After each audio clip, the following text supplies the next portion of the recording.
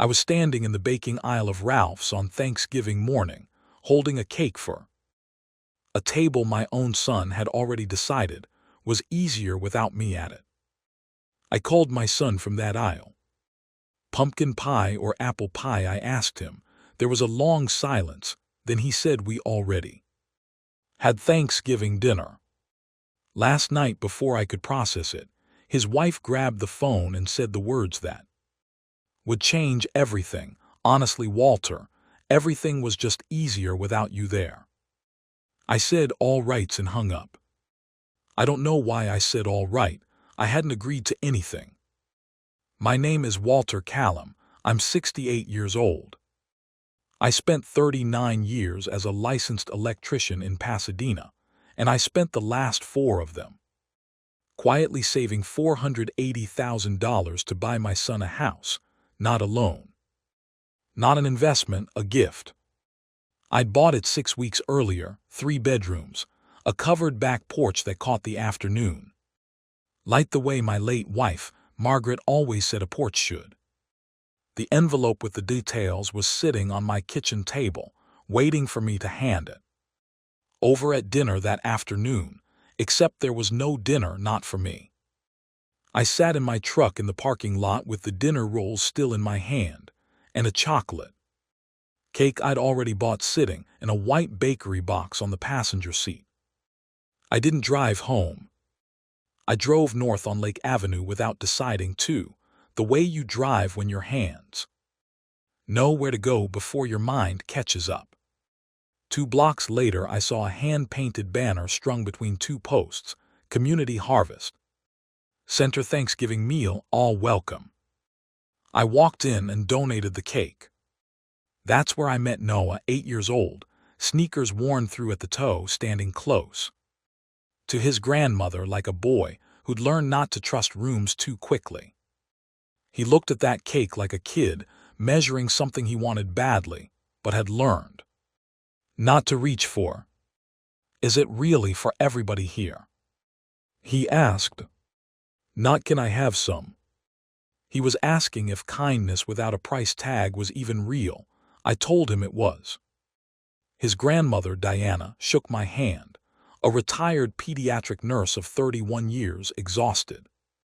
In that specific way people get when they've been solving the same problem for too long. I asked Noah one question before I left. Do you want to change your life, son? He didn't hesitate. Yes. I want Grandma to stop worrying. I gave Diana a name, a housing nonprofit, a caseworker to ask for, and told her it was worth a call. Then I made the only phone call that mattered that day. Not to my son, to my attorney, Dennis Hobart.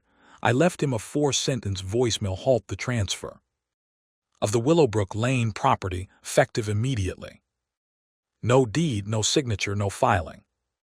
In California, a gift of real estate isn't real until it's recorded with the county. I had signed nothing. Legally, that house had never stopped being mine. At 2:14 that afternoon, Ethan called back, already shouting, "What did you do?" I told him exactly what I'd done. He said we'd been planning around that house for months, paint swatches, a contractor, a kitchen redesign. You talked to a contractor, I said, about a kitchen in a house that was never legally yours. He said we trusted you. I said you told me this morning that everything was easier without me there. Now you want to talk about what trust means. That night my neighbor Ray Kowalski showed up with a plate of sweet potato casserole and a look that told me he already knew more than he wanted to say. Ray had lived 3 houses down for 22 years, and he didn't come empty-handed unless something needed saying. Ethan had called him that morning not to ask if I was okay, but to ask whether I'd seemed unstable lately, whether I repeated myself, whether I was confused about money. Ray told him I was the sharpest man on the block, but it didn't stop there. Ray told me Ethan had been asking around for months, the neighbors, the block, anyone who'd listen, laying groundwork. And worse, Ethan had told Lauren's family the house wasn't a gift at all. It was a tax arrangement, something that benefited me, not them. Then Ray said the words that stopped my breath entirely. "There's something else about Marcus. Marcus is my brother." For years earlier he'd stopped calling because Ethan told me Marcus was jealous of what I'd built and didn't want contact anymore. I'd believed it, grieving, distracted, trusting my son with the keys to my house while I buried my wife. Ray told me what really happened. Marcus had called him looking for my new address because someone using my phone number had told him I wanted nothing to do with him. Someone using my voice. I called my brother that night for the first time in 4 years when he told me broke something open. Ethan had called him from my phone in those raw months after Margaret died and told him in my name that I needed distance, that Marcus was toxic. Marcus wrote me 3 letters after that. I never received them. They went to my mailbox during the exact window when Ethan had access to my house, and I wasn't checking the mail.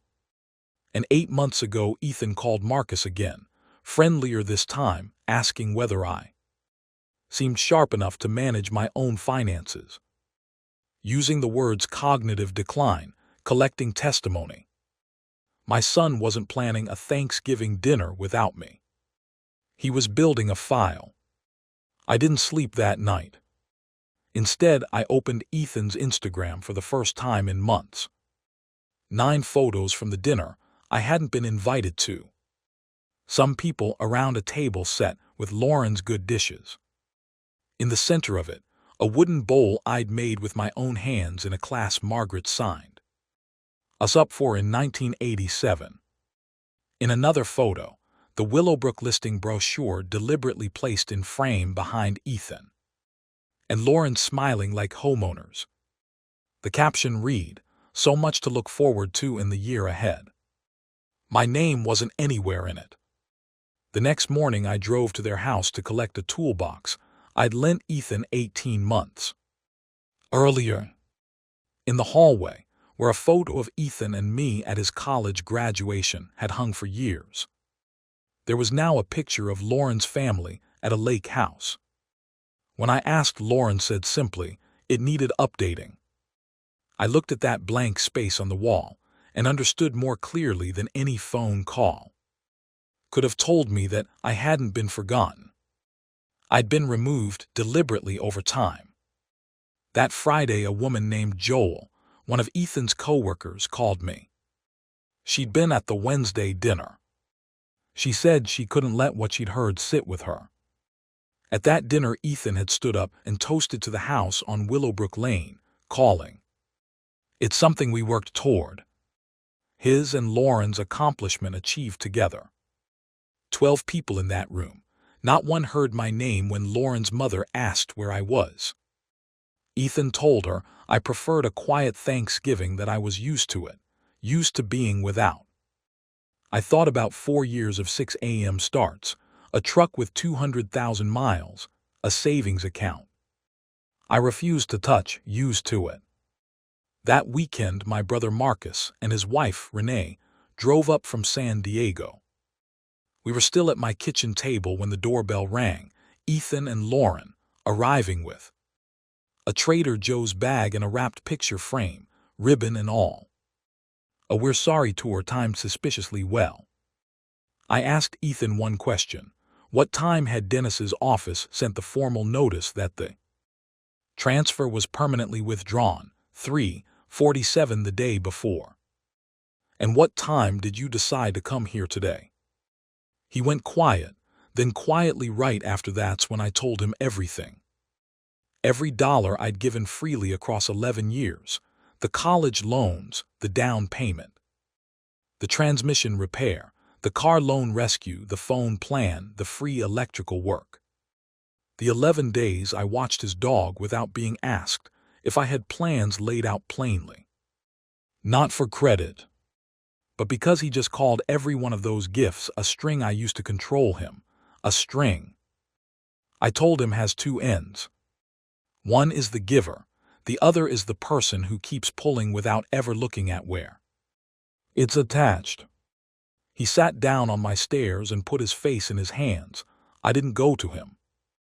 Some silences need to be allowed to finish their work. They left without the groceries. I called Dennis that afternoon not to stop something this time, but to build something. I asked what it would take to place the Willowbrook house into a long-term use agreement with a housing nonprofit. He connected me with Sandra Ackafer, who ran transitional housing placements for a group called Cornerstone. Families in crisis, stable homes for 9 to 12 months, full ownership retained. No rent collected, a caseworker guiding them toward permanent independence. I asked Sandra directly if I was doing this out of anger, using generosity as a weapon against my son. She didn't flinch from the question. That risk exists, she said. The question is whether the decision still makes sense after the anger is gone. It did. It made more sense than anything had in weeks. I spent the following days at the house myself, tracing circuits, checking the panel, doing the work the way I'd done it for 39 years. As I wasn't going to hand a family a house I hadn't personally verified was safe. 100-amp service wasn't enough for a modern household. I upgraded it to 200 myself, with Ray beside me reinstating his own lapsed license just to help hold the flashlight. Sandra inspected the property, confirmed it was sound, and made one thing clear: I would not choose the family. The program's own criteria would decide. I told her that was exactly what I wanted.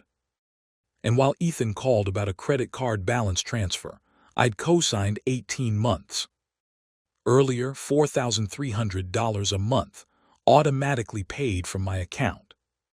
I'd quietly removed my authorization from every linked account that Saturday. He panicked. I told him the scaffolding was coming down not out of cruelty, but because a 38-year-old man needed to learn to stand without it. Call the lender, I told him. Negotiate, you know how. For coffee a few weeks later on neutral ground, Ethan admitted something honest for the first time since Thanksgiving. He'd never really looked at the structure of what I'd given him, only that it was always there. He asked if we could come back from this. I told him I already forgave him, but forgiveness wasn't the same as restoration. What remained now was the chance to build something real, a relationship where he showed up because he chose to, not because it was financially comfortable to keep me around. In January, Sandra called with the results of the family selection. Diana Mercer and her grandson Noah had ranked first among every applicant, not because I knew them, but on the merits alone. She'd checked the gap against the next 3 families to be sure. It wasn't close. Move-in was the first Saturday of February. I didn't go. I sat at Ray's kitchen table instead, because some things need to happen without you standing in the doorway waiting for thanks. Sandra texted me at 10:17 that morning. Family is in. Everything went smoothly.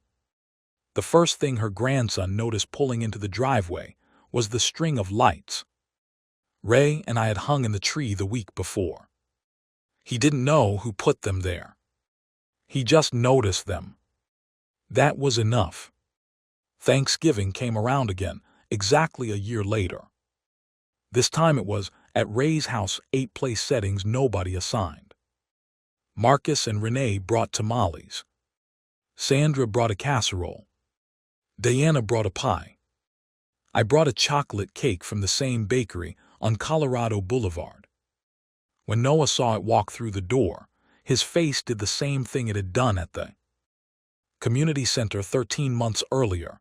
Not greed, just quiet, unguarded recognition of something arriving without a condition attached. He didn't ask if it was really for everyone this time. He already knew. After dinner, before anyone cut the cake, Noah walked over and pressed a folded piece of paper into my hand.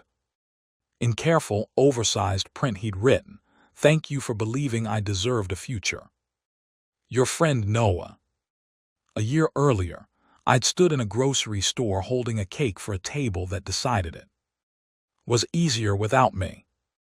This year someone had set a place for me before I even arrived, not because I'd paid for anything or made myself necessary, but simply because I was wanted there. If I could tell that man standing in the baking aisle one thing, it would be this: the love you give freely is still love, even when the person receiving it mistakes it for a debt they're owed. But love without a boundary isn't generosity. It's a slow way of teaching someone you're a resource instead of a person. I gave my son 40 years of showing up. It finally reached him wasn't more of that. It was the day I stopped. The scaffolding came down. What's left standing now is smaller, slower to rebuild, but it's real. And a boy who once asked if a cake was really for everybody now falls asleep every night under a string of lights someone hung for him on purpose.